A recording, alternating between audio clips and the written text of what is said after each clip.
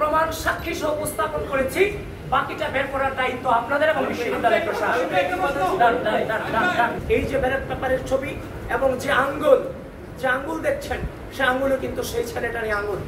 এবং সেখানে আমরা সেই ফোন থেকে আমরা আইফোনে ছবি তোলা, সেখানে 7 সেপ্টেম্বর 2025 রাত 12:57 AM লেখা আছে। সুতরাং এটাকে ভুল প্রমাণিত করার কোনো সুযোগ আমাদের হাতে কিংবা আপনাদের হাতে নেই। সেজন্য এই বিষয়টাতে বিশ্ববিদ্যালয় প্রশাসন কোনোভাবে হালকাভাবে নেওয়ার সুযোগ নেই।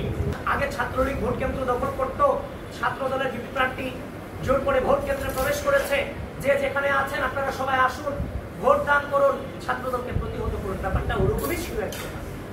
এই যে নেগেটিভ ইম্প্যাক্ট আমাদের উপরে পড়েছে নির্বাচন চলাকালীন সময়, এবং কি যেখানে গঠনতন্ত্রের স্পষ্ট উল্লেখ আছে আমাদের সেখানে যাওয়ার ভিপি জিএসদের সেখানে প্রদর্শন করার অধিকার আছে।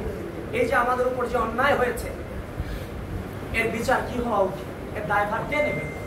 যদি নির্বাচনের পর দিন আমরা আন্দোলন সংগ্রাম অবরোধে নামতাম, তাহলে আগের যে রাজনৈতিক কালচার সেখানে আমরা ফিরে যেতাম।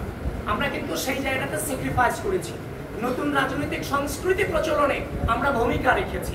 সেজন্য আমি আমার প্যানেলকে এবং বাংলাদেশ জাতীয়তাবাদী ছাত্রদলকে আমি ধন্যবাদ জানাই যে তারা সুস্থ রাজনীতি প্রচলনে যথেষ্ট সহনশীলতার পরিচয় দিয়েছে।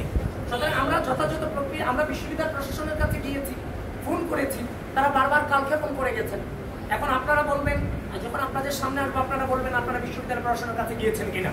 তা আমরা বিশ্ববিদ্যালয় প্রশাসনের কাছে গিয়েছি, সকল প্রকার নিয়ম আমরা মেনেছি। যখন দেখছি কালক্ষেপণ হচ্ছে, তখন আমরা মনে করেছি যে আপনাদেরকে এগুলো জানানো প্রয়োজন। যারই ফলশ্রুতিতে আপনাদের সামনে এসেছি, আপনারা এই বিষয়টা নিয়ে বৃহত্তর ইনভেস্টিগেশন করুন।